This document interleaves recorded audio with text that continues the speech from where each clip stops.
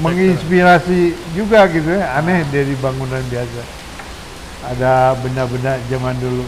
Terus kita sering ke rumah nenek, rumah Uwa yang ada Antik, barang-barang antik, kapi aki, meja marmer, dan sebagainya. Suka senang melihat barang benda-benda itu. Itulah menginspirasi, timbul. Mulai muncul ya benih-benih kecintaan. Lagi SMP juga pelajaran sejarah saya bagus juga di ini. Sama Ki. Pelajar silat, belajar suka lah karate, belajar apa lah seperti bangsa itu. Ya. Terus udah remaja ya itu nemu ranji dan sebagainya. Terus mencari sisilah ke rumah-rumah orang, ke menak-menak baheula keur mana si hidup nih masih keluarga besar, masih apa. Coba jangan hanya di Ciamis, keluar Ciamis ke Cirebon kan family Bandung. Iya. Waduh, ongkos sendiri dan sebagainya. Lama-lama menginspirasi di rumah-rumah orang tua. Memboga rumah seperti di riung-riung barang gini resep gitu. Kalau tanggapan orang tua awalnya ketika SD sudah mengumpul itu gimana gitu? Tanggapannya? Nggak apa-apa. Nggak apa-apa? Nggak apa-apa. Oh, malah sudah remaja di rumah orang tua ngaderetkeun keris di sudut rumah 7 di sini. Acu aja Bapak. Padahal nggak seneng dia keris. Kayak dukun saya kemarin. Nggak seneng. Saya nggak takut disebut dukun, nggak tahu. Seneng aja benda aneh gitu. Antik lah. Gitu. Tidak familiar pada kehidupan sehari-hari ya. Jadi seneng yang beda itu seneng. Nah, suka dukanya Ki? Suka dukanya ketika dalam pengkoleksian seperti ini. Duka mah nggak ada kayaknya. Nggak ada. Seneng aja. Susah juga seneng aja. Nah, hidup mah resiko, hidup mah tantangan. Iya. Penemuan yang paling berharga Ki apa Ki? Di antara yang lain pasti ada yang diistimewakan. Enggak juga sih. Istimewa lah semuanya juga. Nah, keris, golok-golok berpamor itu atau badik berpamor. Yang paling bersejarah. Kujang. Yang paling bersejarah, yang paling susah kujang. Usianya paling tua dalam koleksi Aki itu. Ya keris ya. Keris Wiratanubaya. Wiratanubaya. Jangan salah, itu abad 17. Dalam Wiratanubaya Bupati Parakan Muncang ada di sini. Di Bandung. Di rumah. Tahu geus teu mangrupa. Ada 3 peninggalan. Tumbak 2 kecil gitu. Khas gitu ya. Tapi begitu sederhananya udah nyala tuh. Gandiknya udah nyatu, jadi korosi udah tebal. Walah, luar biasa. Jadi untuk menggebiarkan kembali kecintaan akan budaya leluhur, apakah akan ada seperti daerah-daerah lain untuk jamasan pusaka atau kemasan lain sebagainya untuk peninggalan Ciancang? Ada arah ke sana enggak? Kalau saya mah terlalu sumpek ya, dina pikiran teh. Terlalu banyak yang dipikirkan soal itu. Jadi kebetulan monumennya di dalam masalah berburu sampai punya Tosan Aji lebih kurang ribuan gitu ya. Terlalu banyak. Jadi untuk ngareka-reka, ngemandiin atau untuk apa udah nggak ada. Udah tua, udah penyakit, udah luar biasa. Jadi kan aya sapandeureun anu rek ngokolakeun ek mengkaji meleti saya jagrageun ieu saya berburu mun berburu mencek atau berburu ieu binatangna diolah mah dipasak-pasak ku dinya. Saya mah berburuna geus capek mengurusanana. Nah gitu kan, seperti itu. Biasa. Supaya menjadi hidangan bagi generasi muda selanjutnya, tidak missing link, tidak terputus, mufrad atau budaya itu bersambung linear, harus ada inovasi, harus ada kertek keinginan dari generasi muda untuk bertanya ke yang yang bukan senior ya, lebih terdahulu. Untuk sumber tertulis ataupun prasasti di wilayah Ciancang itu ada nggak Ki? Untuk sumber tertulis paling tua itu pada abad keberapa yang Aki temukan? Di Ciancang atau di Ciamis lah pada umumnya di Tatargaluh. Tulisan-tulisan yang paling tertua itu. Saya kalau risalahnya ada, tapi kalau tulisannya nggak pernah. Jadi gini, risalah itu ibarat saya membaca buku tahun 1917. Iya. Itu penulisnya kan sudah tulis ulang. Menulis bahwa sumbernya dari yang ditulis oleh Tokoh Anu pada tahun 1883 misalnya. Itu miturut tutur. Nah, miturut catatan Raden Saha tahun 1883. Eta miturut catatan anu tahun 1850. Miturut anu catatan misalnya Arya Sukmanara 1819 onder kolektor pensiun miturut terus gitu seperti sama catatan yang 1850-nya nggak pernah ketemu saya, tapi nu 17-nya ketemu. Seperti halnya Sukma Dilaga ya, Bandung kan kadang suka menulis gitu kan, tulisan-tulisan riwayat hidupnya seperti biografi. Apakah di wilayah Ciancang ada yang melakukan seperti itu? Ada yang jadi bukan tulisannya langsung, tapi ditulis orang lain bahwa ini menurut tulisan ini tahun segini gitu. Termasuk arsip-arsip Belanda lah ya.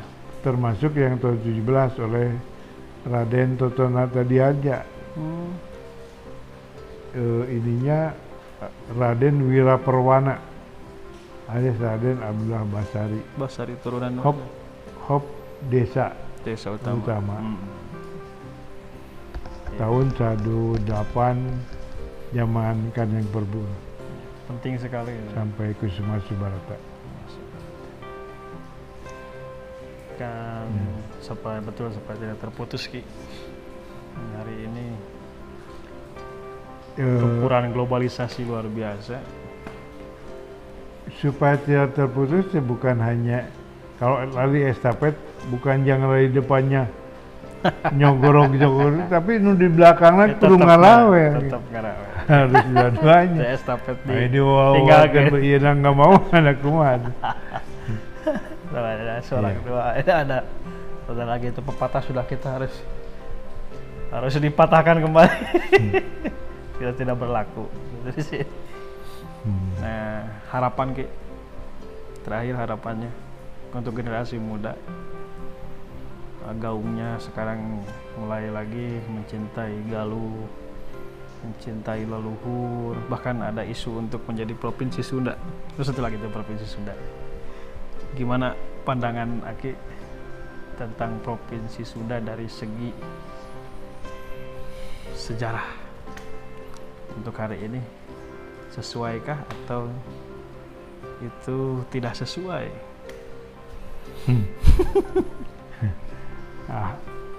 Sesuai ataupun tidak sesuai? Dari filosofisnya. Kan nama Sunda itu besar itu. Ini provinsi jadi kecilnya ibarat Kabupaten Galuh pada suatu teritorinya luas. Dia mah segede Ciamis dan geus dibagi tilu. Geus kakorting ku panaran. Tapi sah-sah saja. Bagus. Untuk satu nilai gitu kan. Nilai seperti provinsi Sunda sah-sah saja. Mau Jawa Barat tetap boleh, mau Tatar Sunda, mau provinsi Sunda juga boleh. Kenapa tidak ada kurang irian mengganti nama ini jadi Papua. Orang Nusa Tenggara dari provinsi jadi sah-sah saja ya. Kepulauan Sunda Kecil jadi Nusa Tenggara. Keinginan masyarakat tempat. Ya kita kenapa tidak gitu. Iya. Nah, caram bukan kahayang. Iya. Jadi mereka merasa bahwa ya Jawa Barat itu tidak mewakili untuk